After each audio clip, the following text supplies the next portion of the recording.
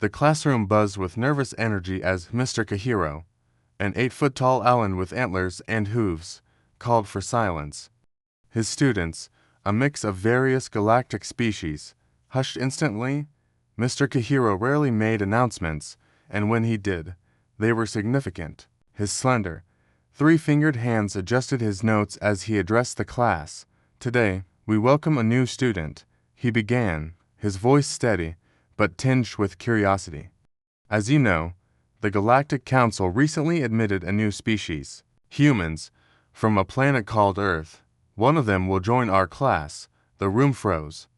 Whispers of Deathworlders rippled through the students. Alia, a peer ox and the only carnivore in the room, felt her fur bristle. Even she, feared by her peers for her predatory nature, was uneasy. Humans were rumored to hail from a death world, a planet so hostile it defied the laws of sentient evolution. Until their discovery, no species was thought to survive such conditions. Alia raised her clawed hand. "Mr. Kahiro, is it true? Do humans really come from a death world?" Mr. Kahiro nodded. "Indeed, humans are the only known sentient species to originate on such a planet." "Can anyone define a death world?" Another student, a delicate herbivore, named Terran, answered.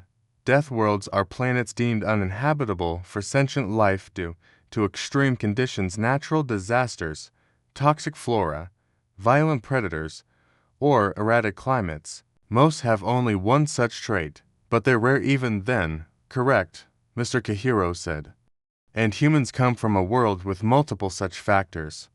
Now, prepare yourselves. Our new classmate arrives in 30 minutes. Use this time to relax, but stay respectful."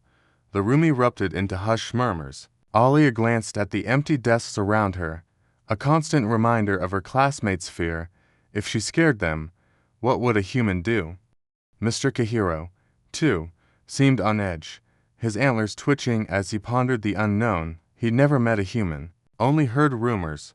Omnivores, impossibly strong, survivors of a world that should have crushed them. The knock at the door silenced the room.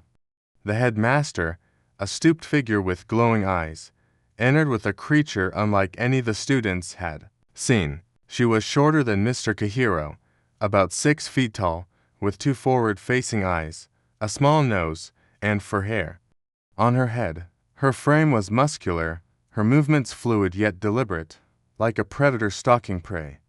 Alia noted the solidness of her build, more robust than even her own peer ox physique.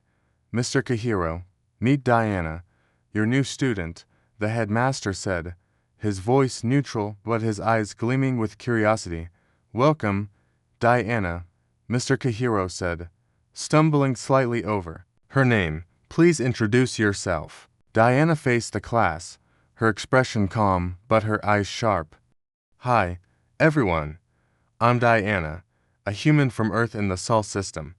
I'm 17, and I guess I'm what you'd call female," the class murmured, their fear mingling with fascination. Diana's voice was soothing, almost melodic, which caught Mr. Kahiro off guard. He'd expected something harsher from a Deathworlder. "Any questions for Diana?" he asked, eager to learn alongside his students. A student blurted, "Are humans carnivores or herbivores?" Diana smiled, a gesture that made some students flinch. "We're omnivores. We eat both plants and meat and can survive on either." The room fell silent. Mr. Kahiro's antlers twitched violently. "Omnivores," he repeated, recalling his earlier dismissal of the idea to Alia. "No species can sustain that." Diana tilted her head, puzzled. "Really, Earth has tons of plants and animals. We've been hunting and farming forever. Most dangerous wildlife went extinct before our industrial age, but we keep some in zoos or preserves," another student piped up. "So, Earth is a predator-class death world," Mr. Kahiro explained.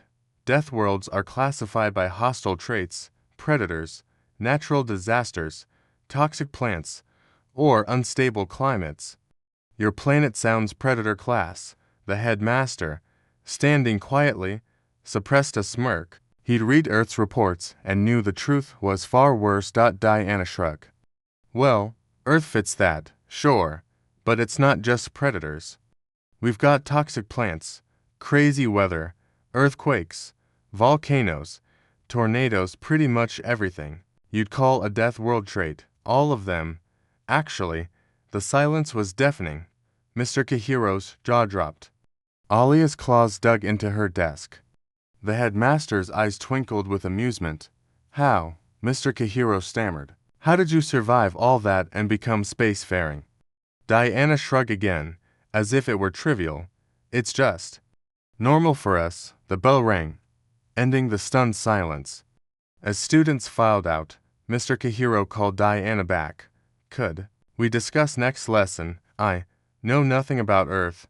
Diana grinned, pulling up a chair. Sure thing. Where do we start? For hours, Diana and Mr. Kahiro exchanged files. She gave him data on human history, culture, and Earth's environment, while he shared galactic histories dominated by the Allens' peaceful unification. Diana was shocked to learn other species avoided civil wars or genocide. Humans were outliers, their history a tapestry of violence and resilience. In her dorm, Diana felt the gravity shift to Earth normal as she entered. The space was Earth-furnished, complete with a kitchen and labeled appliances. A voice announced, "Gravity simulators. Human conditions restored." She jumped, feeling at home. Another human, Tyler, emerged with a bag of chips. Yo, Diana. Same dorm. Huh? Small galaxy. They've been classmates on Earth. Part of a group transfer by the Galactic Federation, who'd opted for efficiency over selection. Tyler recounted the day their classmate Brody had shocked his war teacher with tales of World War I, causing fainting spells, while Caleb was pulled from dodgeball for throwing too hard. Even the lunch lady was horrified when Jun mentioned cooking food. These guys don't know earthquakes or gravity like ours, Diana said, laughing. We're like demons to them. Tyler grinned. They hooked up Earth internet, though, won a game later. Meanwhile, Mr. Kahiro pored over Diana's files. Tornadoes that shredded cities, earthquakes that leveled mountains, volcanoes spewing magma. These were nightmares no galactic species faced. Humans not only survived, but thrived, even damaging their own ecosystem. The headmaster stopped by, chuckling at Mr. Kahiro's distress. Did you know they eat capsaicin? The headmaster said, the chemical we ban as a weapon. They use it for flavor. Mr. Kahiro groaned.